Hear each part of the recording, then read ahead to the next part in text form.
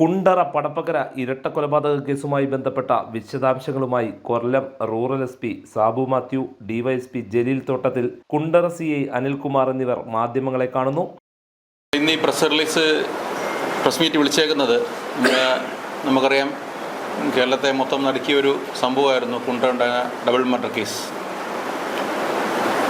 ഒരു പുഷ്പലത എന്ന് പറഞ്ഞ 51 വയസ്സുള്ളൊരു ലേഡിയെയും അവരുടെ ഫാദർ 75 വയസ്സുള്ള ആൻ്റണിയെയും വളരെ മൃഗീയമായിട്ട് കൊല ചെയ്ത ഒരു സംഭവം നമ്മുടെ നാടിനെല്ലാം നടുക്കിയൊരു സംഭവമാണ്. അത് 16/8/2024 തീയതിയാണ് സംഭവം നടന്നത്. 17-ാം തീയതിയാണ് നമുക്ക് വിവരം കിട്ടുന്നത്. അപ്പോൾ തന്നെ പോലീസ് ഇമ്മീഡിയറ്റ് കേസെടുക്കുകയും അതിൻ്റെ പിന്നാലെ വിശദമായ അന്വേഷണം നടത്തി നമുക്ക് സാഹചര്യ തെളിവുകളും കിട്ടിയ അവൈലബിൾ തെളിവുകളെല്ലാം വെച്ചിട്ട് പുഷ്പലതയുടെ മകനായ അഖിലാണ് കുറ്റകൃത്യം നടത്തിയെന്ന് വെളിവായിട്ടാണ് ഇനിഷ്യൽ ഇൻവെസ്റ്റിഗേഷനിൽ തന്നെ, പ്രാഥമിക അന്വേഷണത്തിൽ തന്നെ വെളിവായി. അതിനുശേഷം നമ്മൾ അതിനെക്കുറിച്ച് അന്വേഷണം നടത്തിയപ്പോൾ അദ്ദേഹം കൊട്ടിയം പോയി, കൊട്ടിയത്തു നിന്ന് പിന്നെ തിരുവനന്തപുരം ട്രെയിനിൽ കയറി ഡൽഹിയിൽ നിന്ന് ജമ്മു, ശ്രീനഗർ ഈ സ്ഥലങ്ങളിലെല്ലാം ജോലി ചെയ്തവരായിരുന്നു. അപ്പോൾ നമ്മൾ വലിയ അന്വേഷണം നടത്തി, വിവിധ അന്വേഷണം നടത്തിയിരുന്നു. പല മാർഗത്തിലും കൂടെയും നമ്മൾ അന്വേഷണം നടത്തി. ഇതിനുവേണ്ടി തന്നെ നമ്മൾ കഴിഞ്ഞൊരു 8-ാം മാസം മുതൽ ഈ 12-ാം മാസമുള്ള കഴിഞ്ഞ 4 മാസക്കാലയളവിൽ ഏകദേശം 5ഓളം ടീമുകളെ നമ്മൾ വിവിധ ഭാഗങ്ങളിലേക്ക് ഈ കേസിൻ്റെ അന്വേഷണത്തിനായിട്ട് വിട്ടിരുന്നു. ഈ കേസ് റിപ്പോർട്ട് അന്ന് തന്നെ നമ്മൾ 2, 3, 4 ടീമുകൾ രൂപീകരിച്ചിട്ട് കേരളത്തിൻ്റെ വിവിധ ഭാഗങ്ങളിൽ അന്വേഷണം നടത്തിയിരുന്നു. ഒരു ടീമിനെ തിരുവനന്തപുരം ഭാഗത്തേക്കും, മറ്റൊരു ടീമിനെ കൊച്ചി ഭാഗത്തേക്കും, വേറൊരു ടീമിനെ പാലക്കാട് ഭാഗത്തേക്കൊക്കെ അന്വേഷണം വിട്ടിട്ട് നമ്മൾ ബോർഡർ ചെക്ക് ചെയ്യാനും എല്ലാ പോലീസ് മേധാവിമാരെ അലർട്ട് ചെയ്തിട്ട് നമ്മൾ ലോഡ്ജ് കേന്ദ്രീകരിച്ച് അന്വേഷണം നടത്തിയിരുന്നു. അതിൽ നമുക്കൊരു പോസിറ്റീവായിട്ട് റിസൾട്ട് കിട്ടാത്ത ശേഷം നമ്മൾ വീണ്ടും ഒരു ടീമിനെ പല ടീമുകളായിട്ട് നമ്മൾ ഔട്ട്സൈഡ് സ്റ്റേറ്റിലേക്ക് നമ്മൾ വിട്ടിരുന്നു. ഒരു ടീമിനെ ഡൽഹി വാരണാസി കേന്ദ്രീകരിച്ചൊരു ടീമിനെ നമ്മൾ വിട്ടിരുന്നു.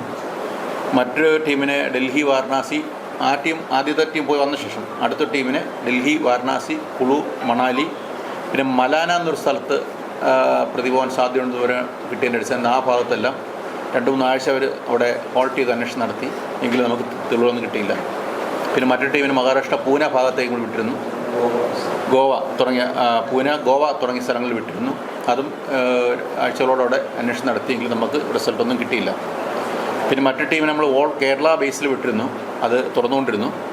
പിന്നെയാണ് ഇപ്പോൾ ലാസ്റ്റ് 5ാമത്തെ ടീമാണ് ഇപ്പം നമ്മൾ കാശ്മീരിലേക്ക് നമ്മുടെ കുണ്ട്ര ഇൻസ്പെക്ടർ അനിൽകുമാറിൻ്റെ നേതൃത്വത്തിൽ, അനിൽകുമാറും CPO അനീഷും അതുപോലെ തന്നെ നിഷാദ്, ഹരിപ്പാട് പോലീസിൽ നിഷാദ് എന്നൊരു പോലീസ് CPO ഉൾപ്പെടെ 3 പേരുടെ ടീം നമ്മളിപ്പോൾ കാശ്മീരിലേക്ക് വിട്ടത്. അപ്പോൾ ഇതിനെ സംബന്ധിച്ച് നമ്മൾ ലുക്കൗട്ട് നോട്ടീസ് പല എല്ലാ സ്റ്റേറ്റുകളിലും നമ്മൾ വിട്ടിരുന്നു. NCRB പോർട്ടൽ വഴിയെല്ലാം പോലീസുകൾ അലർട്ട് ചെയ്തിരുന്നു. കൂടാതെ നമുക്ക് കിട്ടാവുന്ന നോർത്ത് ഇന്ത്യയിൽ കിട്ടാവുന്ന സോഴ്സുകളെല്ലാം ഉപയോഗിച്ച് നമ്മളിതിൻ്റെ സർക്കുലേഷൻ നടത്തിയിരുന്നു, ക്രൈം കാർഡ് സർക്കുലേഷൻ നടത്തിയിരുന്നു. അതുപോലെ തന്നെ DIG മാഡത്തിന് ധാരാളം കോൺടാക്ട്സ് നോർത്ത് ഇന്ത്യയിലുണ്ട്. അതെല്ലാം വെച്ചിട്ട് മാക്സിമം ഉദ്യോഗസ്ഥന്മാർ അലർട്ട് ചെയ്യും, നമ്മൾ ക്രൈം കാർഡിൽ സെൻഡ് ചെയ്യുകയും ചെയ്തിട്ട് എൻക്വയറി നടക്കുന്നുണ്ടായിരുന്നു ഒരു വഴിക്ക്. അത് ഓരോ സ്റ്റേറ്റിലുള്ള മലയാളി ആൾക്കാരുടെ അടുത്ത് നമ്മൾ ഈ ഡീറ്റെയിൽസ് കവർ ചെയ്തിട്ട് നമ്മളതിൻ്റെ ഫോളോ അപ്പ് ചെയ്തുകൊണ്ടാണ് ഇരുന്നത്. ഡെയിലി അതിനെ വിളിച്ച് ഫോളോ അപ്പ് ചെയ്തുകൊണ്ടാണ് ഇരുന്നത്. അങ്ങനെയാണ് നമുക്കൊരു സോഴ്സ് ഒരു ചെറിയൊരു ക്ലൂ കിട്ടിയത്. കാശ്മീരിൽ വെച്ചൊരു ക്ലൂ കിട്ടി. അവിടെ അടുത്ത് നിൽക്കുന്നതായിട്ടൊരു വിവരം നമുക്ക് കിട്ടിയതിൻ്റെ അടിസ്ഥാനത്തിലാണ് CM പാർട്ടി അവിടെ പോകുന്നതും. വളരെയധികം പ്രതിസന്ധികളുണ്ടായിരുന്നു. പ്രതിസന്ധികൾക്ക് തന്നെ അറിയാം. ഇപ്പോൾ ശ്രീനഗറിൽ ഇപ്പോഴത്തെ കാലാവസ്ഥ, ക്ലൈമറ്റ് കഴിഞ്ഞൊരു 40 വർഷത്തിനിടയിലുള്ള ഏറ്റവും തണുപ്പ് കൂടിയ സമയമാണ്. അതായത് 3-3.5 അടിയോളം തന്നെ ഓരോ റോഡിൽ ഐസ് പാക്കായിട്ട് കിടക്കുന്ന ഒരു സാഹചര്യമാണ്. വളരെ പ്രതികൂല കാലാവസ്ഥ തരണം ചെയ്താണ് അവിടെ ചെന്നത്. അവിടെ ചെന്നു നമുക്ക് പ്രതിയെ പിടിക്കാൻ സാധിച്ചു. പ്രതിയെ കൊണ്ട് തിരിച്ചു വരുന്ന വഴിക്ക് ഒത്തിരി ബുദ്ധിമുട്ടുണ്ടായി. അവിടെ നമ്മുടെ DIG മാഡം ബന്ധപ്പെട്ടിട്ട്, നമ്മുടെ റേഞ്ച് DIG മാഡം ബന്ധപ്പെട്ടിട്ട് അവിടെ തന്നെ ഇന്ത്യാസ് ഒരു SP ബന്ധപ്പെട്ടിരുന്നു. അവരുടെ ഭാഗത്തുനിന്ന് കാശ്മീർ പോലീസിന് ഭാഗത്ത് നല്ല സഹകരണം. ഈവൻ കാശ്മീർ ജുഡീഷ്യറിയുടെ ഭാഗത്തുനിന്ന് ജുഡീഷ്യറി വളരെ കോപ്പറേറ്റീവ് ആയിരുന്നു. നമുക്ക് നല്ലൊരു സഹകരണം അവിടുന്ന് കിട്ടിയിരുന്നു. തിരിച്ച് വരുന്ന വഴിക്കും നമ്മൾക്ക് ഒത്തിരി ബുദ്ധിമുട്ടുണ്ടായി. കാര്യം എയർപോർട്ട് വഴി കൊണ്ടുവരാൻ പറ്റുള്ളൂ. ഫ്ലൈറ്റ് വഴി കൊണ്ടുപോകാൻ പറ്റുള്ളൂ. അതിന് ബ്യൂറോ ഓഫ് ഇമിഗ്രേഷനിൽ വന്നപ്പോൾ അവിടെയും നമുക്ക് കുറച്ച് ബുദ്ധിമുട്ട് വന്നെങ്കിലും മാഡം DIG മാഡം ഇടപെട്ട് മാഡത്തിൻ്റെ ബാച്ച്മേറ്റ് ദിവ്യ മാഡം അവിടെ ഉണ്ടായിരുന്നു, DIG. ദിവ്യ മാഡത്തെ വിളിച്ച് പറഞ്ഞ് നമുക്ക് പെട്ടെന്ന് അതിനുള്ള വളരെയധികം നമുക്ക് ഹെൽപ്പ് കിട്ടി. അവിടുന്ന് വളരെ വേഗം തന്നെ പ്രതിയായിട്ട് നമുക്ക് ഈ കേരളത്തിലെത്താൻ സാധിച്ചു. ഇതൊരു വളരെ നമ്മളെ സംബന്ധിച്ച് വളരെ ടഫായിട്ടൊരു കേസായിരുന്നു. പ്രതിയെ ഐഡൻറ്റിഫൈ ചെയ്യാൻ വളരെ എളുപ്പം, നമുക്ക് ഇന്നയാളെന്ന് അറിയാം. പക്ഷേ പ്രതിയെ പിടിക്കുക എന്നുള്ള വളരെ ടഫായിട്ടൊരു കേസായിരുന്നു.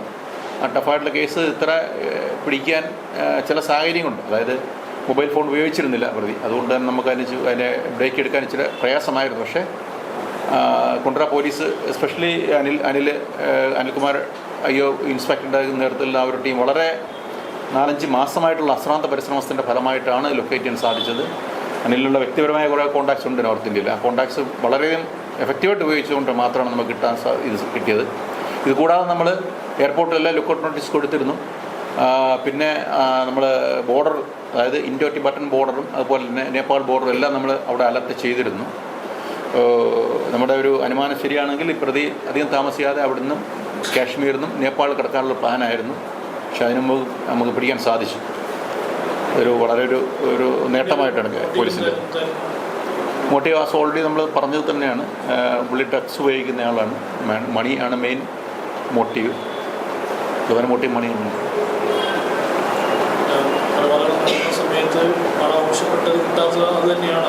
അതാണ് മോട്ടീവ്.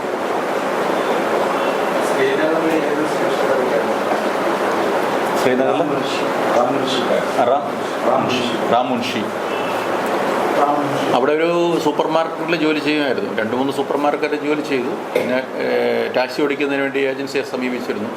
പിന്നെ വേറെ സൂപ്പർ മാർക്കറ്റിൽ അവരുടെ വീട്ടിൽ ജോലിയും കൂടെ ആയിട്ട് ഇപ്പം നിൽക്കുമായിരുന്നു. അവിടെ തന്നെ പിടിക്കാൻ സാധിച്ചത്. ഇദ്ദേഹം നേരത്തെ കുറ്റകൃത്യത്തിൽ ഏർപ്പെട്ടില്ല. പക്ഷേ ഒരു 4 വർഷത്തിന് മുമ്പ് പുള്ളിയുടെ അമ്മയെ തന്നെ ഒന്ന് കൊല്ലാൻ ശ്രമിച്ചിരുന്നു. പക്ഷെ അവർ പരാതി പറഞ്ഞില്ല. അതിനുശേഷം ഒരു സോളോ ട്രിപ്പ് ഇതുപോലെ നടത്തിയിരുന്നു. ആ സമയത്ത് കുളു മണാലൊക്കെ പുള്ളി സന്ദർശിച്ചിട്ടുണ്ട്. ഗോവയൊക്കെ പോയിട്ടുണ്ട്. ആ സമയത്ത് അവർ പോയിട്ട് പിന്നെ തിരിച്ചു വരുന്നതാണ്. കാരണം പുള്ളിക്ക് അധികം കമ്പനികളൊന്നുമില്ല. സോളോ ട്രിപ്പാണ് പ്രിഫർ ചെയ്യുന്നത്. അതുകൊണ്ടാണ് നമ്മൾ പുള്ളിയെക്കുറിച്ച് വലിയ ഇത് കിട്ടാത്തത്. മൊബൈൽ ഫോണും കൂടെ ഓഫായതുകൊണ്ട് നമുക്ക് ശരിക്കും പറഞ്ഞാൽ ഒരു ഹസാർഡസ് ടാസ്ക് തന്നെയായിരുന്നു പിടിക്കുക എന്നുള്ളത്. പിന്നീട് സോഷ്യൽ മീഡിയ അക്കൗണ്ട് പുള്ളി വലുതായിട്ട് ഉപയോഗിച്ചിട്ടില്ല.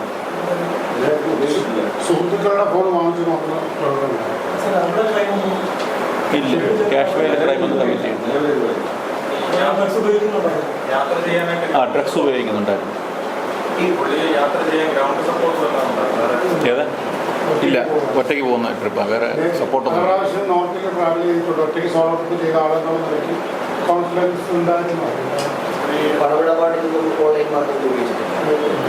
ഇല്ല.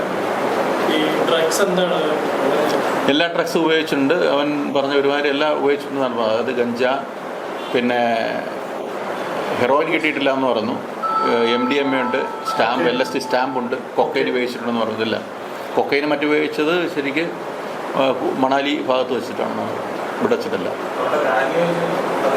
ലാംഗ്വേജ് ഒരുമാതിരിപ്പെട്ട ഹിന്ദി, ഇംഗ്ലീഷും മലയാളം എല്ലാം ഒരുമാതിരി അത്യാവശ്യം നന്നായിട്ട് അറിയാം. +2 ഫെയിലാണ്, പോയിട്ടില്ല.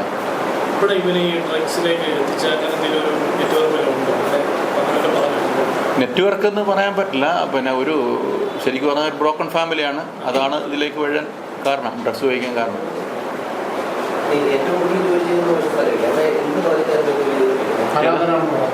അനാഥനാണ്, വേറെ ആരും ഇല്ല. കുറ്റബോധം ഇല്ല.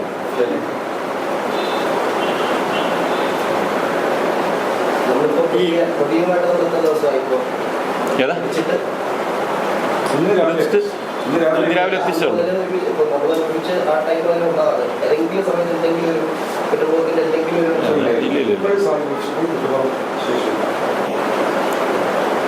ഒന്നുമില്ല. പിടികൂടുന്ന ഒരു സമയം എങ്ങനെയായിരുന്നു? ജോലി ചെയ്തോണ്ടിരിക്കുവായിരുന്നോ എങ്ങനെയായിരുന്നു? ഭക്ഷണം കഴിച്ചോണ്ടിരിക്കുന്നു. ഇല്ല, ഇവിടെ ആ ഒരു വീട്ടിനകത്ത് സെവൻ്റായിട്ടാണ് നിൽക്കുന്നത്. അർജൻറ്റീന നടത്തിയിരിക്കുന്ന ഒരു വീട്ടിനകത്ത് സെവൻ്റായിട്ടാണ്. അപ്പം നമ്മളിത് ഐഡൻറ്റിഫൈ ചെയ്തകത്തേക്ക് കുറച്ച് ഫോട്ടോഗ്രാഫി ഉള്ളിൽ വീട്ടിനകത്ത് ആഹാരം കഴിച്ചുകൊണ്ടിരിക്കുന്നു. ആഹാരം കഴിച്ചുകൊണ്ടിരിക്കുമ്പോൾ നമ്മൾ പോലീസ്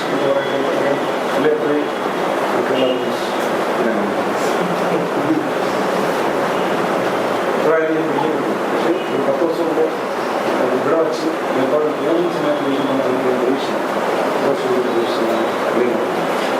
സമയത്ത് സമയത്ത് എതിർപ്പ് ഒന്നുമില്ല. റൂമിനകത്താണ്. ഒരു കാര്യം, ഇവിടുന്ന് അമ്മയുടെ മൊബൈൽ ഫോൺ ATM കാർഡ് കൂടെയാണ് പോകുന്നത്. പിന്നെ ഒരു ഘട്ടത്തിൽ ഇങ്ങോട്ടും തിരിച്ചു വന്നിട്ടില്ല. നെറ്റ്വർക്ക് അങ്ങനെ അങ്ങ് പോകാൻ ഡൽഹി വഴി അങ്ങ് പോയി. കേരളത്തിൽ പിന്നെ വന്നിട്ടില്ല. കൊട്ടിയത്ത് പോയി ഫോൺ വിറ്റു. ഡൽഹി പോയി ഒരു 1000 രൂപ വിഡ്രോ ചെയ്തു. നമുക്ക് ആ ഒരു ഹിന്റ് കിട്ടിയായിരുന്നു. നമ്മൾ ഡൽഹി പോയിരുന്നു, പക്ഷെ അവിടെ കൂടെ അന്വേഷണം നടത്തി കിട്ടിയില്ല. വളരെ ഫാസ്റ്റായി പുള്ളി ഡെസ്റ്റിനേഷനിലേക്ക്. നാട്ടിൽ സുഹൃത്തുക്കളെല്ലാം ഈ ആരുമായിട്ടും വലിയ കമ്മിറ്റ്മെന്റ് ഇല്ല, സഹോദരമില്ല. പണം എന്തിനായിരുന്നു പറഞ്ഞു? പോകുക, കറങ്ങുക, കഞ്ചാവടിക്ക്, ഇതാണ് ഉദ്ദേശം.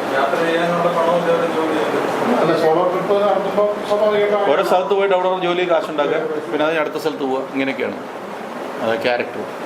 ഒരിടത്തുനിന്ന് കുറച്ച് ദിവസം കഴിയുമ്പോൾ അവിടെ ഒരാളുമായിട്ട് വഴക്കുണ്ടായി, അവിടെ നിന്ന് കളഞ്ഞിട്ട് അടുത്ത സ്ഥലത്ത് പോയി അവിടെ താമസിച്ചു. അപ്പം ഇവിടുത്തെ നല്ല ഒരു ജോലി കിട്ടും. ഹൗസ് കീപ്പിംഗ് ആണ് മെയിനായിട്ട് ചെയ്യുന്നത്. ബാർ ഹോട്ടലിലെ ഹൗസ് കീപ്പിംഗ് ആണ് ചെയ്യുന്നത്. അപ്പോൾ അത് എവിടെ ചെന്നാൽ ജോലി കിട്ടും. അതാണ് തന്നെ പോകാൻ മടിയില്ല. ആരോട് കമ്മിറ്റ്മെന്റ് ഒന്നും ഈ ലൈഫ് എൻജോയ് ചെയ്യാം. കാശ്മീരിലൊക്കെ ഒരുപാട് നാളായോ അതോ അടുത്ത സമയത്താണ്? ഇല്ല, നേരെ ഇവിടുന്ന് പോയി ഡൽഹി പോയിട്ട് നേരെ കാശ്മീർ പോവുക ചെയ്തു. എങ്ങും കൂടുതലായിട്ട് നിൽക്കില്ല.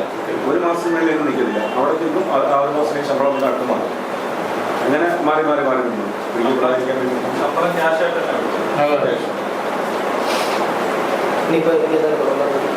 തുറന്ന നടപടി എന്ന് പറഞ്ഞാൽ ഇനിയും പിന്നെ കോടതി ഹാജരാക്കും. അവിടെ കോടതി ഹാജരാക്കിയിട്ടാണ് വന്നേക്കുന്നത്. ട്രാൻസിറ്റ് വാറണ്ട് വാങ്ങിച്ചാൽ വന്നേക്കുന്നത്. അപ്പോൾ ഇനി അടുത്ത് ഇവിടെ നമ്മൾ കോടതി ഹാജരാക്കിയിട്ട് പിന്നെ കസ്റ്റഡി വാങ്ങിക്കും. കസ്റ്റഡി വാങ്ങിച്ചിട്ട് തെളിവെടുപ്പുണ്ട്. ഏതാ? ഉണ്ടാകും. പിന്നെ തെളിവെടുപ്പ് പിന്നെ ഉണ്ടാകും. അത് ഇപ്പോൾ പറയാൻ പറ്റില്ല. 24, 26, 26, 26. നേരമായിട്ട് അങ്ങനെ കൊണ്ടാക്കി ഞങ്ങളൊരു 2.5 വർഷത്തെ പുള്ളിയുടെ ഇതുവരെയുള്ള CR സ്ഥാപനത്തിലെടുത്ത വളരെ കുറച്ച് വിളിയുള്ളൂ. 2 വർഷം സ്ഥിരമായി വിളിക്കുന്ന ആരെങ്കിലും ഇപ്പോഴേ ഇവിടെ ജോലി ചെയ്തിട്ട് വിടുന്ന ആരെങ്കിലും പിന്നെ ഇങ്ങനെ പിണങ്ങി പോകുന്ന സമയത്ത് ഇതിനു മുമ്പ് ഇങ്ങനെ അമ്മയെ കൊല്ലാൻ ശ്രമിച്ചിട്ട് പിണങ്ങി പോകുന്ന സമയത്ത് ഇതേ കണക്കനെയാണ് ഫോൺ സ്വിച്ച് ഓഫ് ആണ്. അതേ മോഡസ് ഓപ്പറേഷൻ ഇപ്പോൾ ഉള്ളത്. അയാൾ ആ പോയ സമയം ഇത് പോയിട്ടുള്ള എല്ലാ സ്ഥലങ്ങളിലേക്കുമാണ് നമ്മൾ ഷാഡോ ചെയ്ത് അയാളുടെ പോയിട്ടുള്ളത്. ഈ കേരളത്തിൽ എവിടെയൊക്കെ പോയിട്ടുണ്ടോ അവിടെയെല്ലാം നമ്മൾ പോലീസ് പോയി. അത് കഴിഞ്ഞ് ഇന്ത്യയിൽ എവിടെയൊക്കെ അയാൾ പോയിട്ടുണ്ട് അവിടെയൊക്കെ പോലീസ് പോയിട്ടുണ്ട്. അല്ല, ഈ ക്രൈമിന് ശേഷം കേരളത്തിനകത്ത് പോയിട്ട് ഇല്ല. അല്ല, നേരത്തെ പിടിക്കാനായിരുന്നു. ഇയാൾ പോകുമ്പോൾ അമ്മ മാത്രമായിരുന്നില്ല മരിച്ചത്. ഇങ്ങനെ ശേഷമാണല്ലോ മുത്തശ്ശൻ മരിച്ചത് പുള്ളി അറിയുന്നത് ശരിക്കും പറഞ്ഞാൽ ശ്രീനഗറിൽ പോയി വേറെ വർക്ക് ചെയ്ത ആൾക്കാരെ കൂട്ടുകാരുടെ ഫോൺ വാങ്ങിച്ച് അതിനകത്ത് യൂട്യൂബ് നോക്കിയപ്പോൾ സംഭവമൊക്കെ ഒന്ന് അറിഞ്ഞെന്ന് പറയുന്നു. നോക്കണമെന്നുണ്ടെങ്കിൽ സ്വന്തമായിട്ട് പോകുന്നില്ല, വേറെ ആളുടെ യൂട്യൂബ് ഒന്ന് നോക്കുന്നുണ്ടെങ്കിൽ നമുക്കറിയാം എവിടെയാണ് പുള്ളിയെ ഐഡന്റിഫൈ ചെയ്യാൻ സാധ്യതയുള്ളതെന്ന് മനസ്സിലാക്കിയിട്ടാണ് ക്രൈം. പോലീസ് ഇങ്ങനെ അന്വേഷിക്കുന്നതായിട്ട് അവൻ മനസ്സിലാക്കുന്നില്ലായിരുന്നോ? നമ്മുടെ പുറകെ തന്നെ നല്ല വാർത്തകളൊക്കെ കാണുമ്പോൾ മൊബൈൽ വാങ്ങിച്ചിട്ട് യൂട്യൂബിൽ ഈ കേസിനെ കുറിച്ച് അടിച്ചു നോക്കിയപ്പോൾ അറിയാം. അപ്പോൾ അത് വെച്ചിട്ട് ഇപ്പം എന്തായി അപ്പോൾ മരിച്ചു കഴിഞ്ഞാൽ അറിയാം. ആദ്യം അപ്പൂപ്പനെയാണ് കൊന്നത്. അപ്പൂപ്പനെ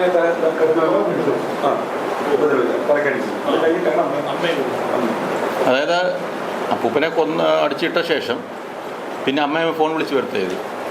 അമ്മ ഫോൺ വിളിച്ച് അകത്ത് വന്നപ്പം അമ്മയെ പിടിച്ചുകൊണ്ട് വലിച്ചുകൊണ്ട് അവൻ്റെ റൂമിൽ ഉണ്ടാക്കി.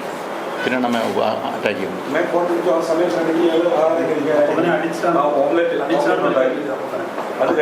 അപ്പൂപ്പൻ കിടക്കുവാണ്, തലയ്ക്ക് അടിച്ചു, ചുറ്റിയോണ്ട് അടിച്ചു.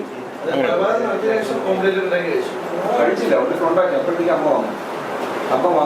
വന്നപ്പോഴത്തേക്കും അത് കഴിഞ്ഞ ശേഷം വീട്ടിൽ പാട്ടൊക്കെ കേട്ടു. 2 പാട്ടൊക്കെ ടി വി ഇട്ട് പാട്ട് കേട്ടു. പാട്ട് കേട്ടെല്ലാം ഇത് കാമായിട്ടുന്നതിന് ശേഷമാണ് ആ സമയത്ത് ലഹരിയിലായിരുന്നു. അല്ലല്ല, അപ്പോൾ അമ്മയെ വിളിച്ചവരത്ത് ഇങ്ങനെ വിളിച്ച് വരുത്തിയതാണോ? വിളിച്ചു വരുത്തിയത് അമ്മ അവിടെ ഇല്ല. സ്ഥലത്ത് അവരുടെ ഏജൻസി നടക്കുന്നുണ്ട്. പ്രത്യേകിച്ച് ഇതൊന്നും പറഞ്ഞ അല്ലല്ല, അമ്മ ഇവന് വിശക്കാണ്, ഭക്ഷണം എടുത്തണം പറഞ്ഞ അമ്മ വിളിച്ചു വരുത്തിയാണ്. അങ്ങനെ അമ്മ വരുമ്പോൾ അത് അതായത് 16-ാം തീയതി വൈകിട്ടാണ് അല്ലേ? 3 മണി 3 മണിക്ക് 2 മണിക്കും 3 മണിക്ക് ഇടയ്ക്കാണ് പോകുന്നത്.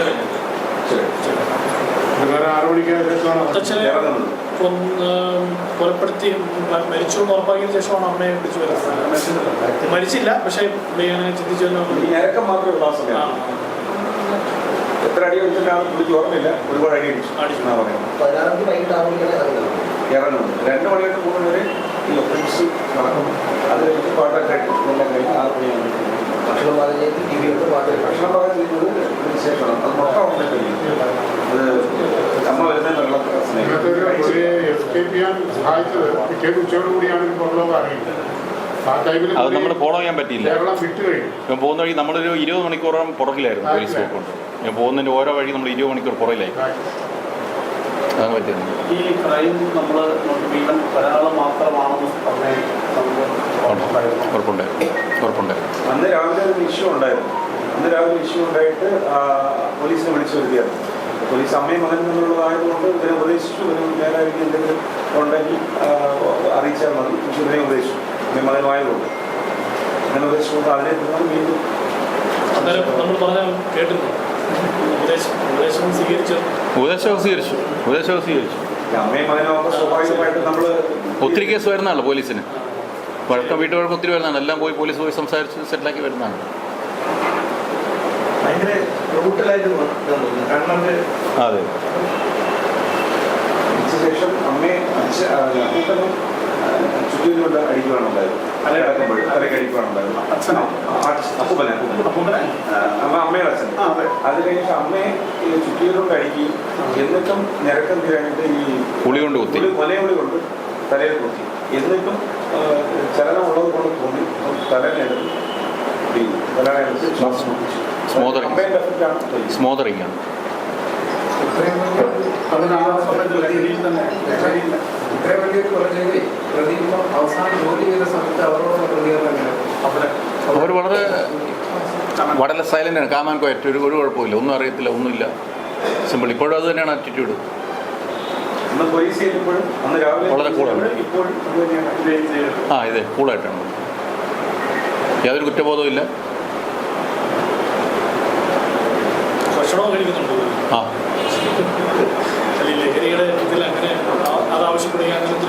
ലഹരി അങ്ങനെ കഴിച്ചില്ലെങ്കിൽ കുഴപ്പമില്ലെന്നാണ് അദ്ദേഹം പറയുന്നത്. അഡിക്റ്റ് അല്ല, കഴിക്കും.